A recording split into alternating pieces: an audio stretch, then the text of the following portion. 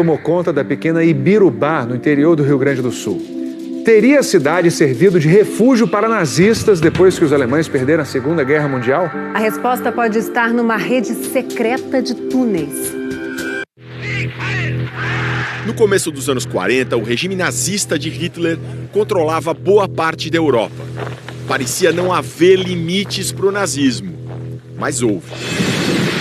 Em 1945, as forças aliadas derrotaram o eixo formado por Japão, Itália e Alemanha. Hitler, a mulher e os assessores mais íntimos se mataram. E vários outros nazistas, como ratos abandonando um navio, fugiram da Alemanha. Josef Mengele acabou no Brasil, Adolf Eichmann na Argentina, Klaus Barbie na Bolívia. Esses são os mais conhecidos, mas vieram muitos outros se esconder. Essas pessoas, elas tinham que manter suas identidades preservadas ao máximo, porque se elas estão fugindo, elas têm que garantir esse anonimato. No Brasil, faria sentido que procurassem regiões de imigrantes alemães que tinham vindo para o sul do país no final do século XIX e começo do século XX, e que podem ter ajudado a esconder seus conterrâneos fugitivos, usando até túneis embaixo da terra. Como é uma geração que vem com um sentimento nacionalista, esse sentimento se exalta. E aí, independente de concordarem ou não concordarem com o nazismo, o que o nazismo representa nessa hora mesmo é um grande sentimento nacional. Para resgatar essa história, fomos até a gaúcha Ibirubá, 20 mil habitantes, 300 quilômetros a noroeste de Porto Alegre.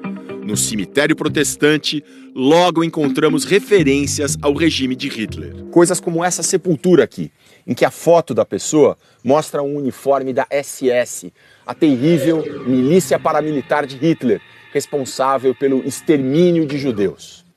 Quem contou pra gente dessa sepultura foi o Sr. Ingo.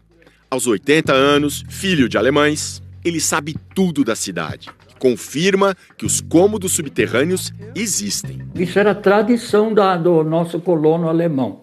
De todos, cada um tinha o seu porão, onde guardava a banha para botar carne dentro, para conservar a carne, onde botava seus queijos para secar, pendurava as carnes de matar o porco.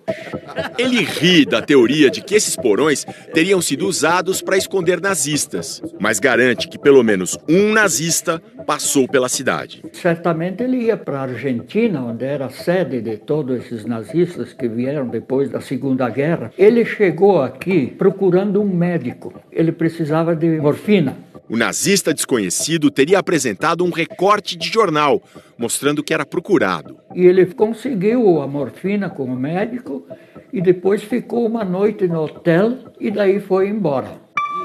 O Sr. Ingo revela mais um caso que tem a ver com o nazismo e com este túmulo, que é de um personagem central dessa história. É o médico brasileiro, filho de imigrantes alemães, Frederico Ernesto Braun. Ele saiu de Ibirubá, foi estudar medicina em Porto Alegre, depois se mudou para os Estados Unidos e acabou voltando para o Brasil de um jeito meio estranho. Ele estava sendo procurado pela polícia americana por causa de dólares que ele contrabandeou, né? Tirou de lá e trouxe para cá. É. O Sr. Ingo diz que ouviu esse relato da própria viúva do Dr. Braun. A história é que o Dr. Braun, nos Estados Unidos, teria conhecido nazistas que fugiram da Alemanha e que deram uma missão para ele realizar no Brasil. Só que ele não cumpriu essa missão e se meteu numa confusão tamanha a ponto de que talvez ele nem esteja aqui dentro dessa sepultura. Deram dinheiro para ele comprar terras e aí deu problema. Qual o problema? O problema é que ele botou as terras no nome dele. Os amigos nazistas prometeram matá-lo. Aí ele veio para cá e teve que simular a morte para não ser morto, né? Ao longo dos anos, a sepultura do Dr. Braun foi violada 2 vezes, o que torna muito difícil saber se ele esteve mesmo enterrado ali. Muitos dizem que viram ele em tal cidade lá por cima. Esta é a propriedade que foi do Dr. Braun e onde até hoje, nos fundos, moram parentes dele. O Clóvis, um jornalista local que investiga a história da cidade, acha que nessa casa, construída pelos pais do Dr. Braun, foram escavados os primeiros túneis dos alemães. É uma casa subterrânea com 4 ramais de túneis que ligam diferentes partes da cidade. Só que é um local de acesso muito restrito. Nós tentamos entrar. Tentamos. Mas não fomos recebidos. Num outro bairro da cidade, o senhor José se recorda das escavações. Tinha bastante gente trabalhando. Só eu trabalhei um pouco e parei. Daí ficou os outros trabalhando lá. O senhor achou estranho fazer um túnel? Sim, mas eu não sabia o que era aquilo. E a dona Iricema, que foi empregada doméstica na casa, se lembra de um cômodo proibido para os funcionários. Um dia parei lá na janela e olhei para dentro daquele quarto e tinha um tapete. E debaixo daquele tapete parecia um anel. Mas eu não me dei conta que isso podia ser um alçapão. Alçapão. Escutamos muito essa palavra. E fomos ao centro de Ibirubá para ver um. A gente vai conhecer agora um desses alçapões que ficou daquela época. Quem nos guia é o dono da lotérica que hoje funciona no imóvel. Então eu vou levantar o carpete aqui para mostrar aqui que aqui, ó. Então esse aqui é o corte que dizem que aqui tem a descida, né? Para os túneis. Pro túnel. Ouvimos dizer que a barbearia ao lado também tem passagens secretas. Depois de algumas horas negociando, a gente conseguiu uma autorização para entrar num imóvel vizinho ao da lotérica, que também tem um alçapão. Só que esse alçapão aqui dá para entrar. Vamos ver o que tem lá embaixo. O que a gente vê aqui embaixo lembra uma adega. Uma parede de tijolos. Tem umas prateleiras aqui. Vamos ver o que tem mais para lá, porque o túnel continua.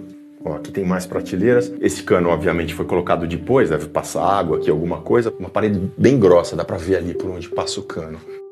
Essas prateleiras todas claramente não são usadas há um tempão. É curioso que a gente vindo aqui no cantinho, ó, tem essa saída, que é pro alçapão da lotérica, que é um imóvel vizinho. Na lotérica a gente viu o alçapão por cima, aqui estamos vendo por baixo. Lá no fundão tem uma outra câmara, como essa aqui, um outro ambiente subterrâneo.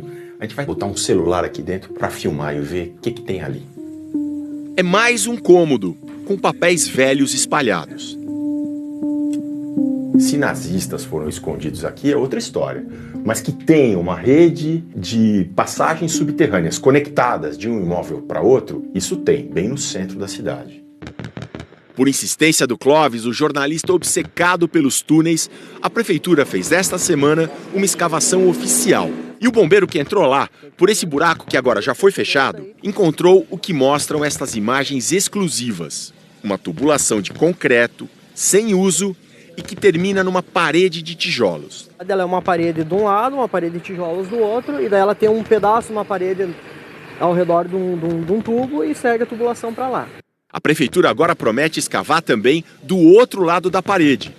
E o prefeito diz que não sabe o que é essa tubulação, que parece de água e esgoto, mas nunca teve uso. Nos registros da prefeitura, essa tubulação não existe. Não foi nada oficial. A princípio, não existe por se tratar de algo antigo.